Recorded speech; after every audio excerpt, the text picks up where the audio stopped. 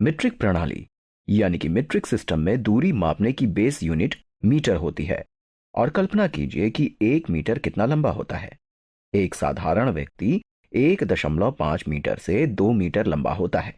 1.5 metre लंबे व्यक्ति को हम बहुत अधिक लंबा नहीं कहेंगे, लेकिन 2 मीटर बहुत अधिक लंबाई होती है। और अगर आप 2 मीटर या उससे भी अधिक लंबे हैं तो आपको बास्केटबॉल के लिए चुना जा सकता है। अब आप लियोनार्डो डा विंसी द्वारा बनाए गए इस चित्र को देखिए। अगर ये एक औसत आकार का व्यक्ति है तो 1 मीटर लगभग यहां तक होगा और ये लगभग एक छोर से दूसरे छोर का आधा होगा। मैंने इसे हरे रंग से बना लिया है, लेकिन मैं इसको अपने अनुमान से ही बना रहा हूं। यहां मैंने एम लिखा हुआ है। ये एम मीटर को दर्शाता है। आप कल्पना कीजिए, अगर आपको कोई छोटे आकार की वस्तु मीटर में मापनी है तो आप क्या माप सकते हैं? आप एक व्यक्ति की ऊंचाई यानी कि हाइट माप सकते हैं। आप किसी व्यक्ति के हाथों के फैलाव को माप सकते हैं। अगर आपसे कहा जाए कि ऐसी कौन सी बड़ी वस्तु हो सकती है जिनको आप मीटर में मापना चाहेंगे, तो आप ऊंची ऊंची इमारतों की कल्पना कर सकते हैं। ये एम्पायर स्टेट बिल्डिंग है। ये एक समय विश्व की सबसे ऊंची इमारत थी, लेकिन आज ये सिर्फ एक ऊंची इमारत है। ये इमारत 443 मीटर ऊंची है, 443 मीटर्स टॉल। तो ये वो बड़ी चीजें या इमारतें हैं जिनको हम मीटर में मापना चाहेंगे। और अगर हमको इससे भी बड़ी आकार की वस्तुओं को मापना है तो हम क्या करेंगे? मीट्रिक प्रणाली यानी कि मीट्रिक सिस्टम में हमको उपसर्ग यानी कि प्रीफिक्स उपलब्ध होते हैं जो मीटर के गुणज यानी कि मल्टीपल होते हैं। और दूरी मापने के लिए आमतौर पर सबसे अधिक प्रयोग में लाया जाने वाला मीटर से बड़ा मात्रक होता है किलोमीटर। और 1 किलोमीटर बराबर 1000 मीटर, 1000 मीटर्स। किलोमीटर द्वारा आप किसको मापेंगे? आप शहर के एक स्थान से दूसरे स्थान की दूरी को माप सकते हैं या एक शहर से दूसरे शहर की दूरी को माप सकते हैं। और यहां तक कि किसी गृह की त्रिज्या यानी रेडियस को भी किलोमीटर में माप सकते हैं। यहां हमें एक शहर का मानचित्र यानी कि मैप दिया गया है और एक पैमाना यानी कि स्केल भी दिया गया है। ये दूरी 5 किलोमीटर है। This distance is 5 kilometres.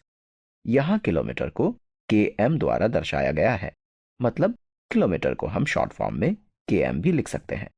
तो इस 5 km को हम 5 किलोमीटर कह सकते हैं। किलोमीटर 1000 मीटर के बराबर होता है, इसलिए 5 किलोमीटर हो जाएगा 5 × 1000 यानी कि 5000 मीटर। तो ये दूरी 5000 मीटर होगी।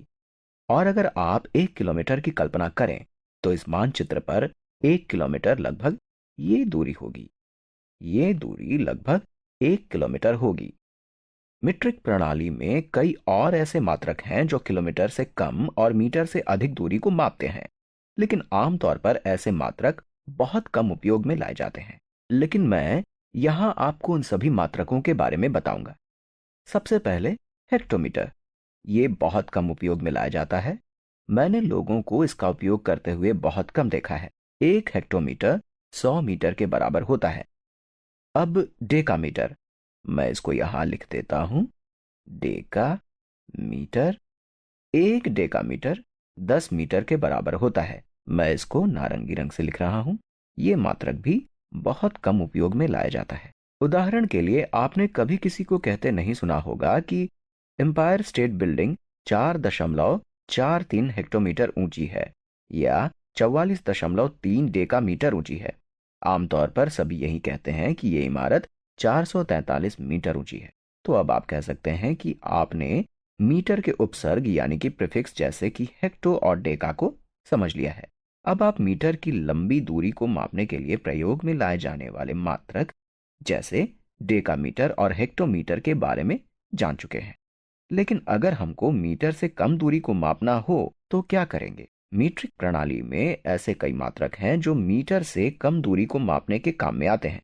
अगर आपको मीटर का 10वां भाग मापना है तो उसके लिए डेसीमीटर का प्रयोग करते हैं। 1 डेसीमीटर बराबर 1/10 मीटर, या हम कह सकते हैं कि 1 मीटर बराबर 10 डेसीमीटर, डीएम यानी कि डेसीमीटर।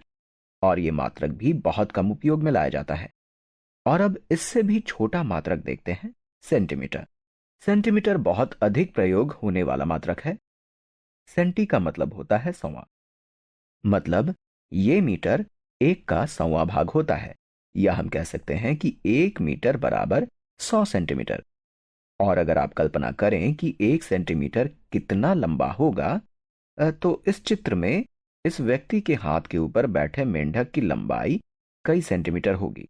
1 सेंटीमीटर लगभग इतना होगा। इसको मैंने पीले रंग से दर्शाया है।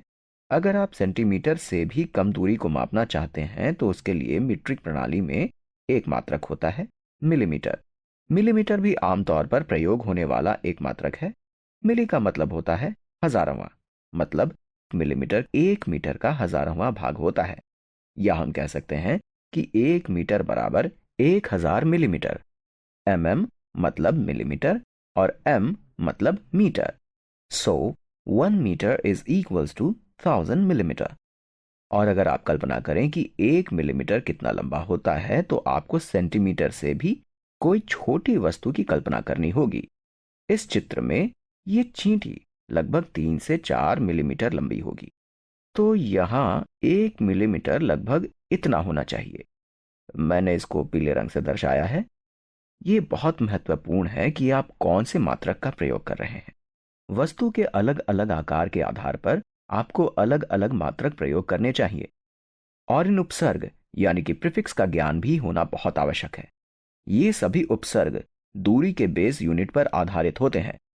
मीट्रिक प्रणाली में जब हम आयतन या अन्य राशियों को मापते हैं तब भी इन्हीं उपसर्गों का प्रयोग करते हैं। मतलब तब भी उपसर्ग यही रहते हैं। जैसा कि आपने देखा है कि जब हम दूरी को माप रहे थे तब किलो का मतलब होता है 1000, यानी कि 1 किलोमीटर बराबर 1000 मीटर। हेक्टो का मतलब होता है 100, 1 हेक्टोमीटर बराबर 100 मीटर। डेका का मतलब होता है 10। डेसी का मतलब होता है 1/10। सेंटीमीटर होता है 100वां भाग, यानी कि मीटर का 100वां भाग। और मिलीमीटर का मतलब होता है 1000वां भाग।